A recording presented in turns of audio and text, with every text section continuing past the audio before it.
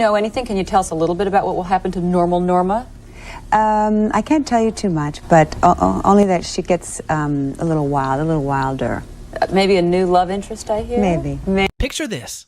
A beautiful blonde actress at the height of her fame meets a married music producer on a sailboat in the Bahamas. What starts as an innocent encounter becomes a secret 5-year relationship that shocked Hollywood when it finally came to light.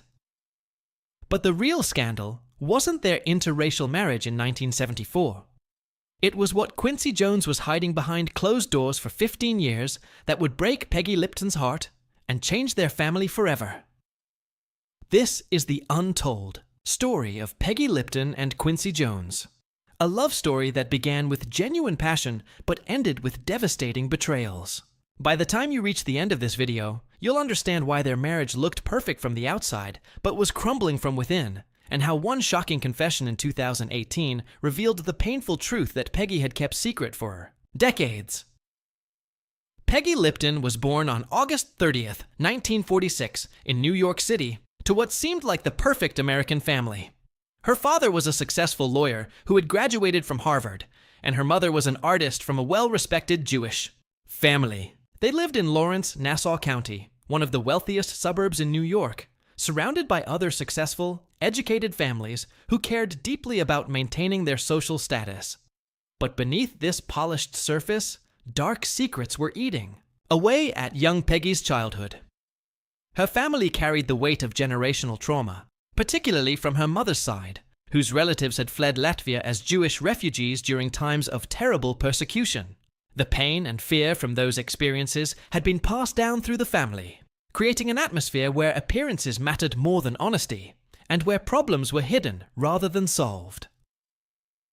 When Peggy was around 7 years old, something happened that would change her life forever. She developed a severe stutter that was so bad she sometimes couldn't even say her own name. The happy, talkative little girl suddenly became quiet and withdrawn, dreading every moment at school when she might be called upon to speak. The embarrassment and frustration of not being able to communicate normally turned her into a different person entirely.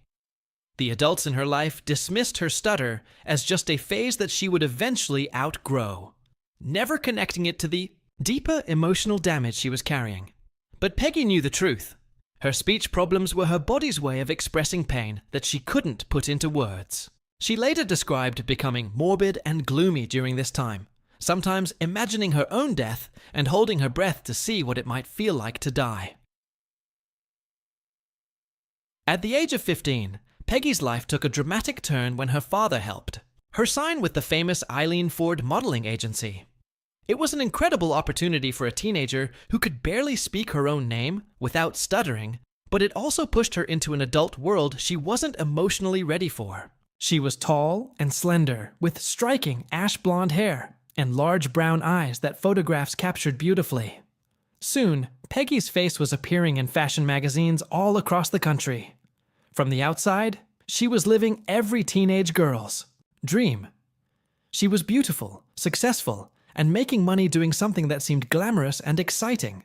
But on the inside, she was still the same damaged little girl, now using marijuana, cocaine, and diet pills to cope with the pain and pressure she felt every day.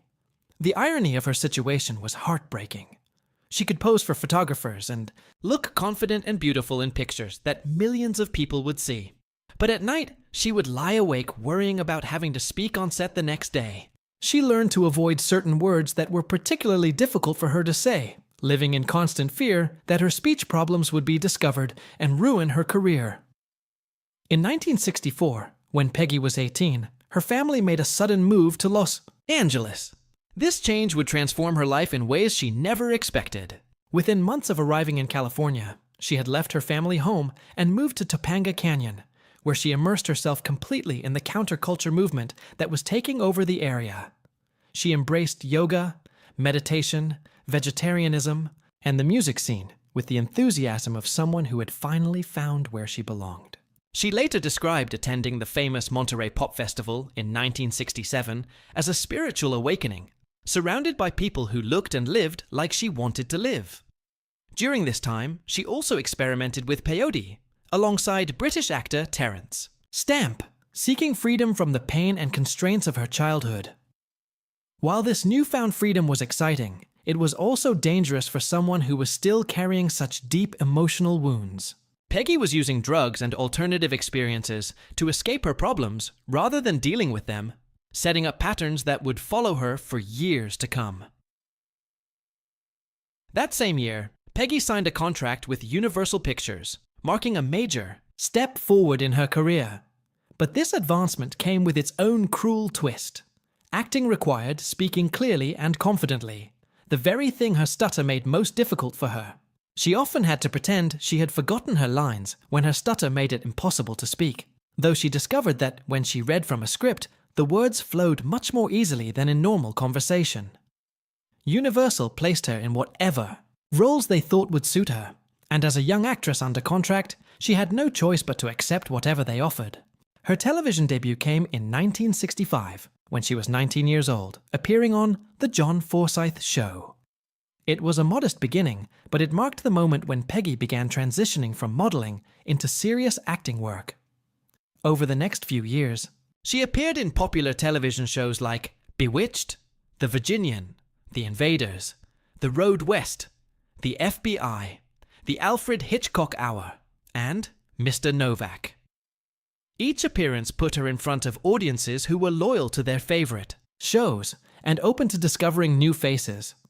Her work on The Alfred Hitchcock Hour was particularly important because it gave her experience with psychological suspense, a genre that would later shape her most famous role in Twin Peaks. In 1968, Peggy made her film debut in The Pictured Blue, a western that also starred her brother Robert Lipton. Working alongside established actors like Terence Stamp, Joanna Pettit, and Carl Malden gave her valuable experience with the different pace and scale of movie making compared to television work. But it was later in 1968 that Peggy's career and life changed forever when she was cast as Julie Barnes in The Mod Squad. This role would make her famous around the world and turn her into a cultural icon, but it would also bring pressures and complications that she wasn't prepared to handle. When The Mod Squad premiered on September 24, 1968, it gave television something completely new and revolutionary. Peggy's character, Julie Barnes, was a runaway from a troubled home who had been arrested for vagrancy and was now working as an undercover police officer alongside two other young outcasts. The show broke television rules by using hippie characters as the heroes and tackling controversial subjects that other programs wouldn't touch. Julie Barnes was a bridge between the establishment and rebellious youth culture, and Peggy's delicate, vulnerable performance made the character feel real and relatable. She didn't stutter when reading lines from a script, which gave her a freedom in acting that she had never experienced in real life. Playing someone else allowed her to express emotions and confidence that her own damaged psyche couldn't access. Her performance earned her 4 Emmy nominations in a row from 1969 to 1972, along with 4 Golden Globe nominations. In 1971, at just 24 years old, she won the Golden Globe for Best Actress in a television series drama, making her one of the youngest actresses ever to receive this honor. This victory was particularly meaningful because it came during the height of the Vietnam War and the Civil Rights Movement, making her award more than just a personal achievement. Peggy's sudden fame also sparked a fashion revolution that swept across America. Her long, straight ash blonde hair, miniskirts, bell-bottom pants, and love beads became a national trend. Fashion magazines showcased the Julie Barnes look, and department stores sold Mod Squad-inspired clothing lines. Hair salons across the country had women requesting the Peggy Lipton cut. Ironically, despite being at the center of this cultural phenomenon, Peggy had no interest in fame or the spotlight. She later admitted that being famous made her feel paranoid and anxious, adding another layer of stress to her already complicated emotional life. Her style had softened the image of hippie culture for mainstream America, making it fashionable rather than threatening, but she was too insecure to truly enjoy her success. Behind the cameras, Peggy's personal life was chaotic and painful. She suffered from severe social anxiety that made her rarely want to leave her house, and she dreaded any interactions with the press or public. Her childhood trauma, including the severe stutter that had once made it difficult to say her own name, continued to haunt her, even as millions of people admired her on television every week. Her romantic relationships during this time were just as turbulent as her internal emotional state. At 18, she had begun an affair with Paul McCartney during the height of Beatlemania. In 1968, she had a brief romance with Elvis Presley, though she later claimed he was struggling with impotence, at the time due to his drug use. She also had relationships with actors like Terence Stamp, Keith Moon of The Who, and record producer Lou Adler. Despite being adored by millions of fans and having her choice of famous, successful men to date, Peggy described herself as deeply lonely and isolated. She often chose emotionally unavailable partners and admitted that her love affairs were more about fantasy and escape than genuine connection. The dark thoughts that had plagued her as a child continued into adulthood. She sometimes imagined her own death and would try to experience what her last breath might feel like. The entertainment industry had begun exploiting Peggy when she was just 15 years old, pushing her into a world that sexualized her before she was emotionally mature enough to handle it. By 17, she had learned to use her looks as protection for her damaged self-esteem, and she was regularly using marijuana, cocaine, and diet pills to cope with depression and anxiety. The demanding shooting schedule for the Mod Squad left her exhausted and withdrawn. By the end of the show's 5-year run, she was completely burned out and even more isolated than before. The very system that had made her famous had also left her struggling to maintain any sense of who she really was underneath the public image. It was during this vulnerable time in 1969 that fate intervened in the most unexpected way. Peggy was just 22 years old, and at the absolute peak of her fame when a mutual friend invited her on a boat trip to the Bahamas. On that sailboat, gently swaying in the crystal blue waters, she met Quincy Jones for the first time. Quincy was already an established and respected figure in the music industry, known for his work as a composer, arranger, and producer. But there was one major complication. He was married to Swedish model Ulla Andersson. Peggy later said she felt an immediate and powerful attraction to Quincy, a kind of connection she had never experienced before. But she was also realistic about the situation and kept her feelings carefully controlled, knowing there was no point in pursuing someone who was already committed to someone else. That sunny afternoon on the boat came and went, but the memory of meeting Quincy stayed with Peggy in a way that surprised her. Neither of them realized at the time that this chance encounter would be the beginning of a love story that would captivate Hollywood and challenge social attitudes for decades to come. For the next 5 years, Peggy carried the memory of that meeting while continuing her career and dating other high-profile men like Elvis Presley and Ryan O'Neal. But something about her connection with Quincy had been different, deeper, and more meaningful than her other relationships. She couldn't forget the way he had made her feel during their brief conversation on the boat. In 1974, Peggy began hearing whispers through Hollywood social circles that Quincy had separated from his wife. The timing that had been wrong 5 years earlier suddenly seemed to be aligning. Gathering her courage, she reached out to Quincy through his daughter Jolie, curious to see if there might now be a chance for something between them. Jolie returned with an answer that made Peggy both laugh and feel hopeful. She was told she was in the top 10 of women interested in her father.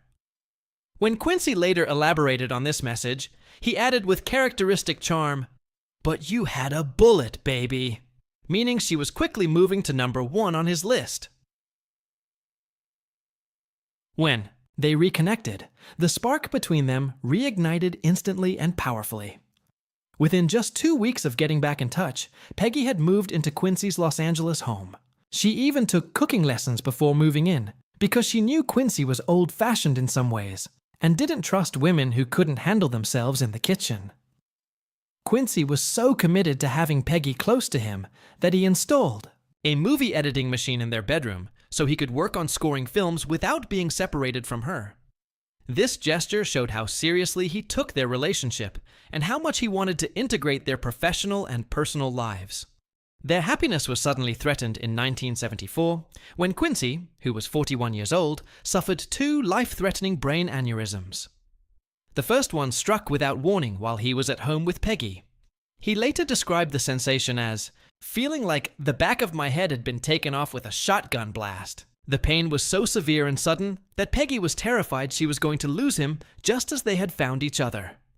Doctors operated on Quincy for 7.5 hours to repair the damage from the first aneurysm, only to discover during surgery that he had a second aneurysm that was close to bursting. They immediately performed a second operation, removing part of his skull and securing it back in place with 6 metal clips. His condition was so serious that friends began preparing a memorial service at the Shrine Auditorium in Los Angeles, expecting him to die. Quincy later said the experience felt like attending his own funeral while still being alive. The surgeries saved his life, but they ended his career as a trumpet player forever, since the pressure from playing the instrument could potentially cause fatal complications. During this frightening and uncertain time, as Quincy struggled to recover, he and Peggy made the decision to get married, sealing a bond that had been forged through survival as much as love. Their wedding in 1974 immediately thrust them into the harsh spotlight of America's ongoing struggles with racial prejudice. Peggy wrote in her autobiography years later that dealing with racism became a part of their daily lives in ways she had never anticipated. Police officers would frequently pull them over when they were driving together, assuming that Peggy, a blonde white woman, must be a prostitute being forced to ride in a black man's car. These humiliating encounters happened so often that they came to expect them as part of their routine. The prejudice they faced was painful enough when it came from strangers, but it cut much deeper when it came from Peggy's own family. Her mother openly told her that she couldn't imagine her daughter with a black man or raising mixed-race children.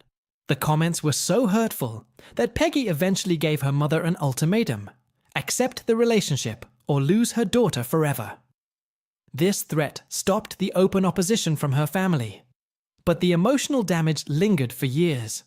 Peggy's mother had once told her she had imagined her daughter ending up with a white Prince Charming or a great Jewish king, making it clear that Quincy, no matter how successful or talented, would never be what she had wanted for her daughter. In March 1976, Peggy and Quincy welcomed their first daughter, Kidada. 2 years later, in February 1978, their second daughter, Rashida, was born. Having biracial children in the 1970s added another complicated layer to the social challenges there. Family faced, mixed-race children at that time often dealt with identity confusion, prejudice from both black and white communities, and difficulty finding their place in a society that preferred clear racial categories. Kidada eventually left her predominantly white private school to attend a public high school where most students were black, finding that she felt more comfortable and accepted there. Rashida had a different experience, first encountering serious racial tension when she attended Harvard University during the height of identity politics discussions in the 1990s. Both daughters would go on to have successful careers in entertainment, with Rashida becoming famous for her roles in Parks and Recreation and films like The Social Network, while Kidada appeared in music videos and had a well-publicized relationship with rapper Tupac Shakur. Their early experiences dealing with racial prejudice helped shape their commitment to multicultural causes and diversity advocacy throughout their adult lives. When The Mod Squad ended its run in 1973, Peggy was just 27 years old. And at what should have been the peak of her acting career, she had won a Golden Globe, earned 4 Emmy nominations, and could have easily secured leading roles in films and television shows for decades to come. Instead, she made the shocking decision to step away from acting completely to focus on raising her daughters. Peggy later explained that she felt completely burned out after 5 years of constant work on the Mod Squad and had grown increasingly withdrawn and insecure from all the attention and pressure of fame. Her break from Hollywood lasted 15 years, with only one exception: a brief return in 1979 for the television movie The Return of the Mod Squad. By the time she made this decision, Kidada was 2 years old and Rashida was just born, and Peggy was determined to be fully present for them during their childhood years. She later admitted that when Twin Peaks came along in 1990, she didn't even remember how to contact agents or managers to put herself forward for roles because she had been away from the business for so long. Her choice to turn down other offers during those years likely cost her millions of dollars in potential earnings, but it clearly showed where her priorities lay. Rashida would later describe her mother as the most unconditionally loving person, and credited Peggy with being a constant source of support at auditions and throughout her own career development. While Peggy was focused on family life, Quincy's career reached incredible new heights. He produced Michael Jackson's Off the Wall in 1979, and later the record-breaking Thriller album in 1982, establishing himself as one of the most successful producers in music history. The success brought fame, fortune, and unfortunately, temptations that would eventually destroy their marriage. For years, Peggy and Quincy seemed like the perfect Hollywood couple. They appeared happy and united at public events, and their interracial marriage had become a symbol of progress and love conquering prejudice. But by the mid-1980s, their relationship was quietly falling apart behind closed doors. Quincy later admitted that he was dealing with 7 of the top 10 most stressful life events simultaneously during this period. His demanding work schedule in the music industry left him emotionally and physically drained, and his mother's declining health added additional pressure at home. Peggy, who had sacrificed her career at its peak to focus on their family, was also feeling the weight of isolation and unfulfilled ambitions. Their beautiful Bel Air home, which had once been filled with laughter and music, gradually became a place of tension, filled with arguments and growing emotional distance between them. By 1986, after 12 years of marriage, they made the difficult decision to separate. Their daughters, Kidada and Rashida, were only 12 and 10 years old at the time, making the situation even more heartbreaking for everyone involved. To the public, the news of their separation came as a complete shock because they had always appeared so deeply in love and committed to each other. In reality, people close to them knew that they had been drifting apart for several years as their individual pressures and challenges grew more overwhelming. During their 3-year separation, Peggy focused on raising their daughters, while Quincy continued his incredibly demanding work schedule. The arrangement put enormous stress on both parents and created confusion and sadness for Kidada and Rashida, who couldn't understand why their seemingly perfect family was falling apart. On October 10th, 1989, Peggy officially filed for divorce in Los Angeles, citing irreconcilable differences as the reason for ending their marriage.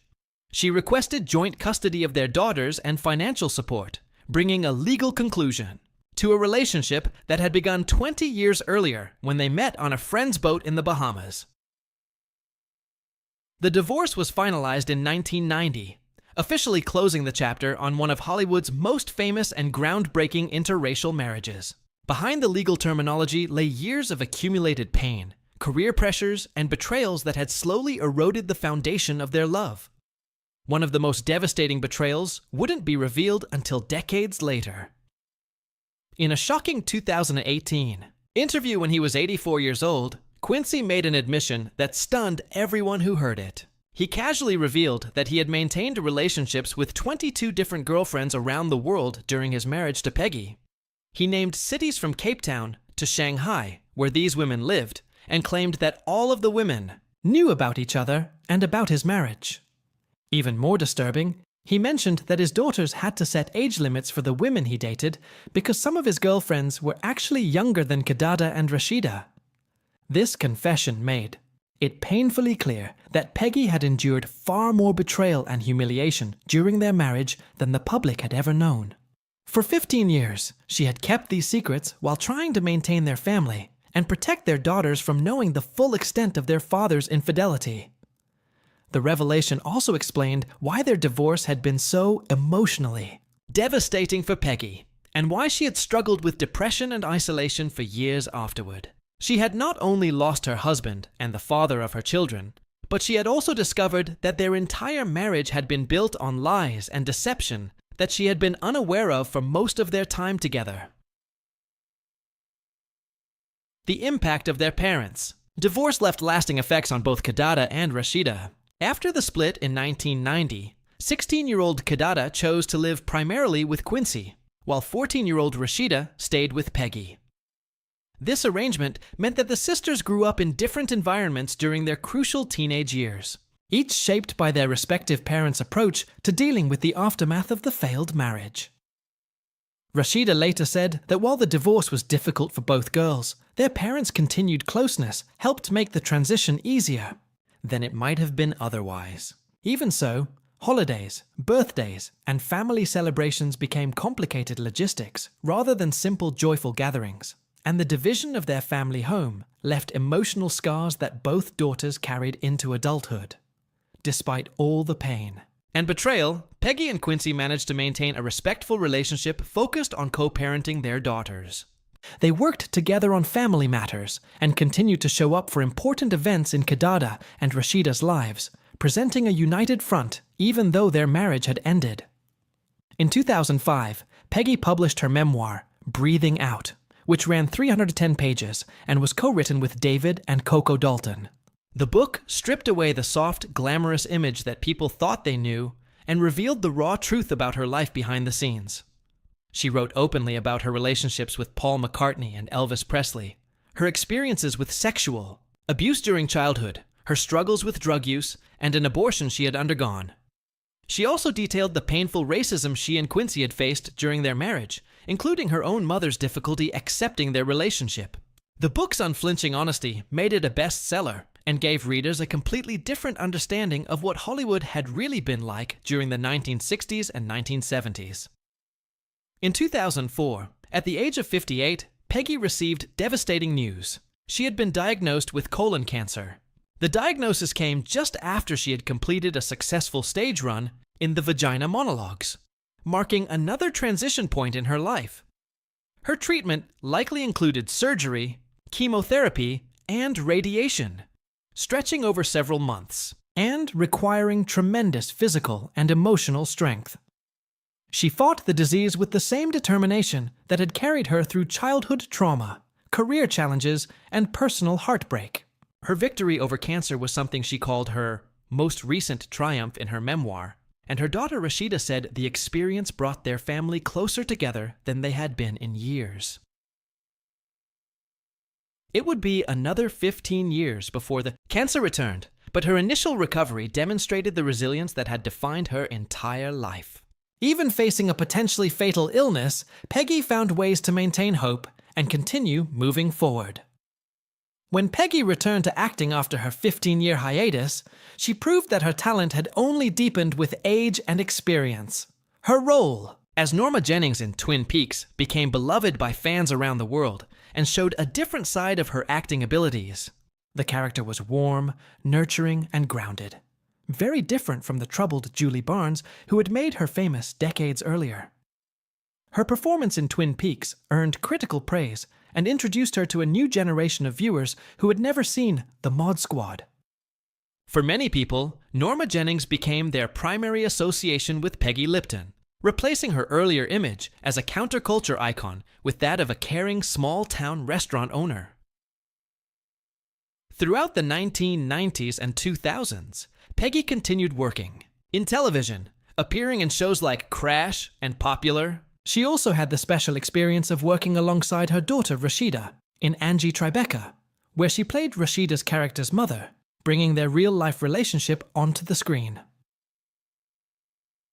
On May 11, 2019, Peggy Lipton died at her home at the age of 72, surrounded by Kidada, Rashida, and several nieces. Her daughters said she passed peacefully and called her their beacon of light. The colon cancer she had once successfully beaten 15 years earlier had returned and spread throughout her body. News of her death brought an immediate outpouring of tributes from across Hollywood, from former co-stars and friends who had known her throughout her 5-decade career. For many people, her passing marked not just the loss of a beloved actress, but the closing of an entire chapter in the story of American entertainment and social progress. Even Quincy Jones, despite all the complications of their relationship, called their love eternal when she died. Their story remained one of Hollywood's most complex and fascinating relationships, a genuine love story that had been damaged by betrayal, but had ultimately produced 2 successful daughters and left a lasting impact on American culture. Peggy. Lipton's life was a testament to the possibility of surviving trauma, finding success despite personal struggles, and maintaining dignity in the face of public scrutiny and private betrayal. Her hidden pain and public grace created a legacy that continues to inspire people who face their own challenges with relationships, career pressures, and personal identity. The truth behind her marriage to Quincy Jones reveals the complicated reality that often exists behind glamorous public images. Their love was real, but so was the pain, the sacrifice, and the ultimate betrayal that ended their relationship. Understanding this complete picture helps us appreciate not just their individual achievements, but the human cost of fame, success, and trying to maintain love in an industry that often destroys personal relationships. If this story of love, betrayal, and resilience moved you, please hit that like button and share this video with someone who appreciates learning the real stories behind Hollywood's most famous couples. Subscribe to our channel for more deep dives into the hidden truths behind the celebrities we think we know. Because sometimes the most important stories are the ones that happen when the cameras stop rolling and real life begins.